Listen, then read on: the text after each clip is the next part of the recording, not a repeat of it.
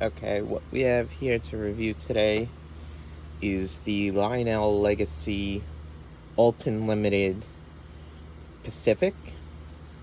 This is item number 6-11338, and this was featured alongside the Blue Comet in Lionel's 2012 Volume 2 catalog. This was retailed at just under $1,100, and I recently was able to pick this up off a seller on eBay for around $700. I also managed to pick up the matching set passenger cars from Grozbowski's that I'll also go over in this review. Those cars, though, that I got are from K-Line. Let's go into the details of this engine. It is equipped with Lionel's Legacy, so you can run it conventionally, or with TMCC, or with the Legacy system, including Lionel's new Base 3 system, which I will actually be using later in the video. Since this engine is from 2012, it does come packed with the orange engine module if you are going to run Legacy.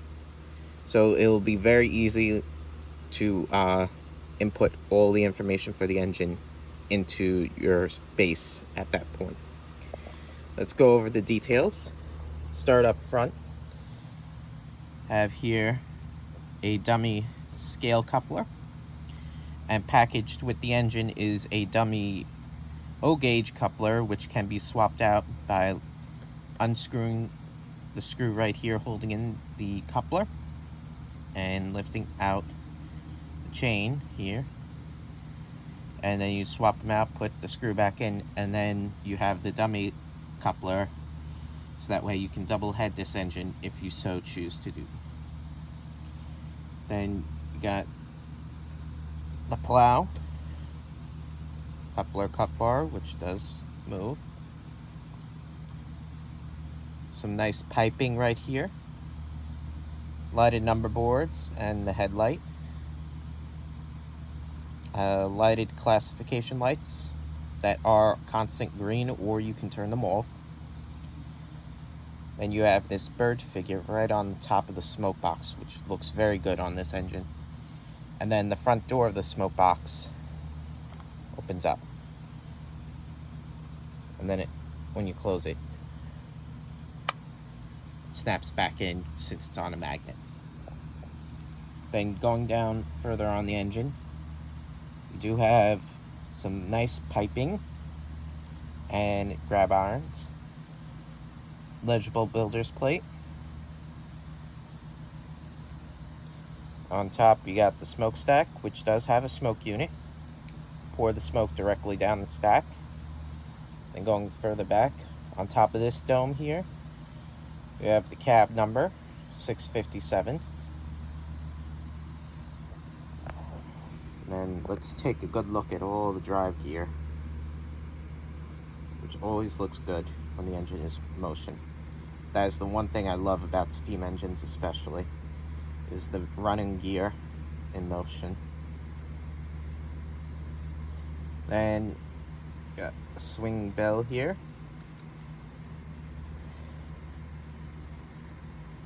Then this steam dome here lifts off, and there's a fill hole there to put smoke fluid in for the whistle steam smoke effect. Now that effect, when you hold down the whistle button on whatever controller or transformer you're using, it'll shoot smoke out of the hole right here, right in front of the engine's whistle, which is a very nice effect, especially for an engine this old. And you got your dynamo and other piping details right here. Then above the cab, you have two vents that slide open and close like that. And then below here, you have the ash pan, which does have the variable ash pan glow effect when the engine is in motion. And you got the Chicago and Alton on the cab. There are two hand-painted crew figures in the cab. Cab is illuminated, and there's a glow in the firebox also. Just separate this, that way better look. It is nicely detailed in there too. Now to the tender. Got some recessed detailing there. There is the receiver end of the drawbar, which has the second IR sensor on it here. Up on top, we have a real co-load. And then going further back, I have this hatch here, which opens up and reveals the master volume knob for the engine.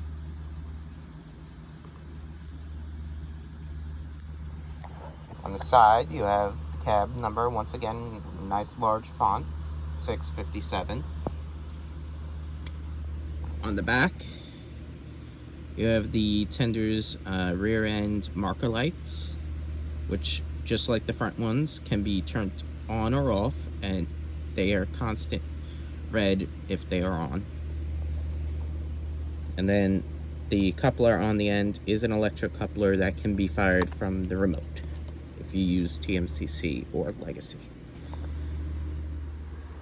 Now, like I said in the intro, I do have matching passenger cars from K-Line. This is under the heavyweights line. And I did pick these up from Grisbowski's. I got it for $500 for all 6 cars. And I do recommend you guys checking them out. It's a very nice store, and they usually are at the larger train shows like Edison and also at York. So always go check out what they have. You'll probably find something that you like. And they're very nice people. So let's get into showing you the cars and how detailed they are. So the first of the passenger cars that I got is this RPO car, which is named Armstrong. Just like all the cars in the set, they have a lighted illumination inside. The doors are open and capable on both sides.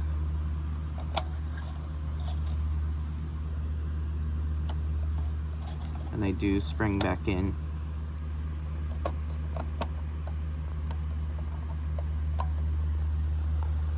They also do come packaged with diaphragms that you can put on if you so choose.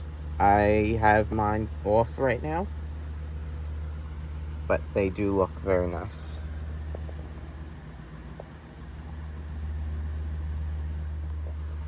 The next car that I have in the set is this baggage car, numbered 707. And just like the RPO car, doors slide open the same way, close, as well as being lit internally.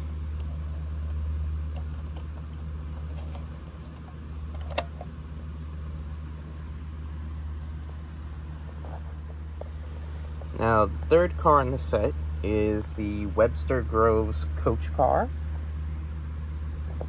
And now that, since these are the coach areas where the people would be, these cars are actually detailed with figures inside. Got some people sitting down, person or two walking around inside. It is very nicely detailed.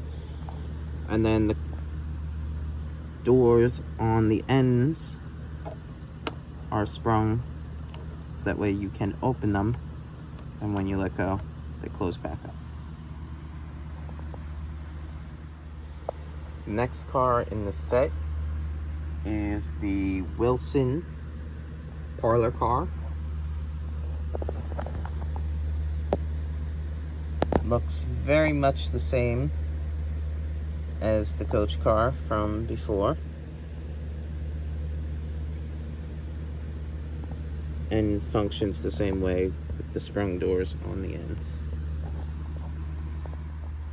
The fifth car I have, part of the set, is the Springfield dining car. As a dining car, it's set up a little differently. So this end does not have any doors that are sprung open. As you can see inside, you got all the tables and chairs, some figures sitting down ready to eat.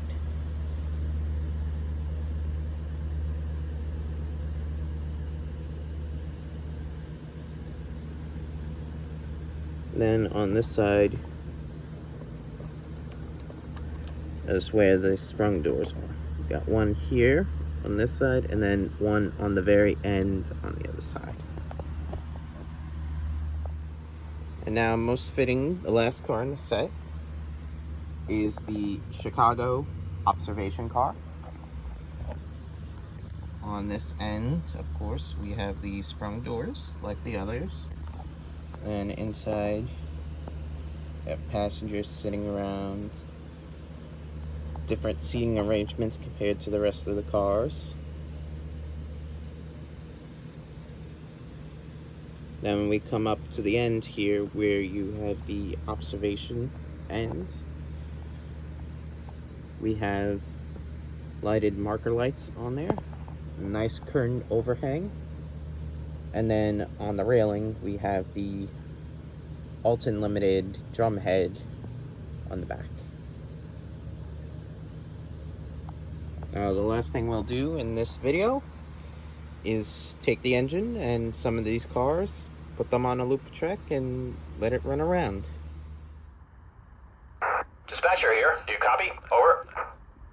I read you. Over. Please start up and stand by. Roger that. Ready to move. Out.